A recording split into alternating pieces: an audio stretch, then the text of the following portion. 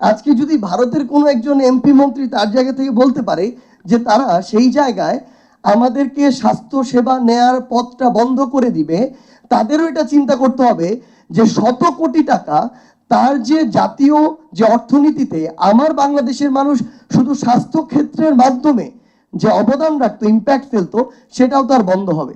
সবচেয়ে গুরুত্বপূর্ণ বিষয় হচ্ছে আমি যখন টাকা খরচ করব, হয়তো আমার নতুন একটা পথ খুঁজে পেতে কিছুদিনের একটা স্ট্রাগল হবে, বাট এরকম কিছু অস্বস্তিকর পরিবেশ আবার আমাকে মানে সাস্টেইনেবল ডেভেলপমেন্ট এবং সবচেয়ে বড় কথা হচ্ছে গ্লোবালি অ্যাডাপ্টেশনের জন্য হেল্প করবে। আমাকে আরো 10টা পথ কোন দিকে খোলা আছে সেটা এক্সপ্লোর করতে সহযোগিতা করবে।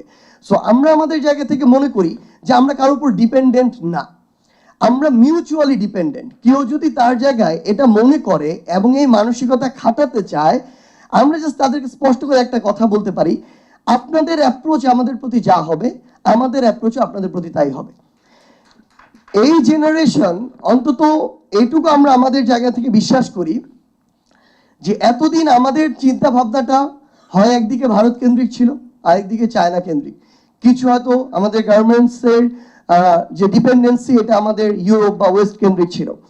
কিন্তু এখন মনে হয় আমাদের এই সময়টা চলে এসেছে যে আমরা যখন আমার এই বে অফ বেঙ্গল দিয়ে আমার একটা জাহাজ, আমার দুই চোখ যখন সামনের দিকে দেখবে, আমরা অবভিয়াসলি একদিকে মালাক্কা হয়ে আমি আমার কোরিয়াকে দেখবো, চায়নাকে দেখবো, রাশিয়াকে দেখবো, জাপানকে দেখবো, আমি পুরো প্যাসিফিক দেখবো।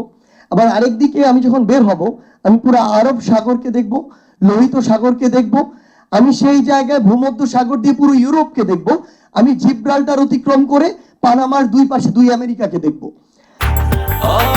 ব্রেকফাস্ট, টিফিন কিংবা স্ন্যাক টাইমে মজাদার আয়োজন মানে অল টাইম ব্রেড। আমাদের দৃষ্টি আর কয়েকটা বা 2-3টা দেশের মধ্যে সীমাবদ্ধ থাকবে না। সো আমরা আমাদের জায়গা থেকে শুধু একটা জিনিস বলতে চাই যে আমাদেরকে কক্ষিগত করে রাখা হয়েছিল কেন? নিজেদের ক্ষমতাকে সিকিউর করার জন্য আমাদেরকে ভয় দেখানো হয়েছিল। ঠিক কেন? কারণ যারা তাদেরকে ওই ক্ষমতার প্রোটেকশন দেয় তাদেরকে যেন আমরা ভয় করি। সো এখন আমরা আমাদের জায়গা থেকে জাস্ট একটা জিনিস বলি যে আমাদের এখন দৃষ্টিটা অনেক তীক্ষ্ণ করতে হবে। আগে ছিল আমরা নিজেদের মানে গা বাঁচানোর পলিসিতে ছিলাম, এই তরুণ প্রজন্ম এখন তাদের জায়গা থেকে অন্যের দিকে তীক্ষ্ণ দৃষ্টি দিবে। এই তরুণ প্রজন্ম তীক্ষ্ণ দৃষ্টি পৃথিবীর বিভিন্ন দেশে বিভিন্ন জায়গায় দিবে ঠিক এ কারণেই, কারণ আমি যখন জাস্ট নিজের সেফটি সেফ গার্ডের কথা চিন্তা করব তখন অন্যজন আমার দিকে নজর দিবে।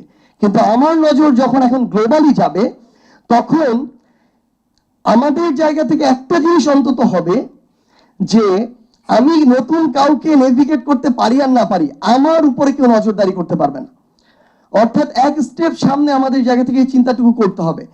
এবং ফাইনালি জাস্ট একটা জিনিসই আমাদের জায়গা থেকে আমরা মনে করি, আমাদের এখন এক্সপ্যানশন করতে হবে।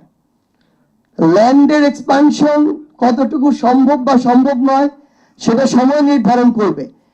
এমনও বলবো না যে কোনোদিন সম্ভব না, হতেও পারে, কিন্তু কালচারাল এক্সপ্যানশন মাস্ট। বাংলাদেশের যে এই কালচারকে আমাদের day by day global culture করতে হবে। তারা তাদের জায়গা থেকে ডমিনেন্সি ক্রিয়েট করেছে বিভিন্নভাবে, আমাদেরকেও আমাদের জায়গা থেকে আমাদের কালচারের মাধ্যমে, আমাদের ইকোনমির মাধ্যমে এই ডমিনেন্সি, আমাদের এই এরিয়া, এই সীমানার এক্সপানশন ঘটাতে হবে।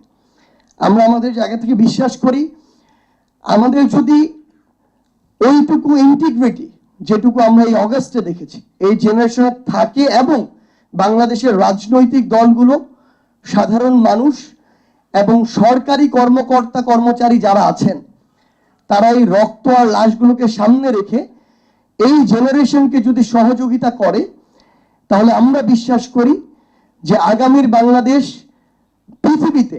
পৃথিবীর মানচিত্রে প্রভাব রাখায়, নাম উচ্চারণে এই মানচিত্রটাকে আমরা যে জায়গায় দেখতে চাই, এই পতাকাটাকে আমরা যেভাবে উড়তে দেখতে চাই, আমরা বিশ্বাস করি আগামী 1 দশকে আমরা সেই জায়গায় দেখতে পাবো। সবাইকে অসংখ্য ধন্যবাদ।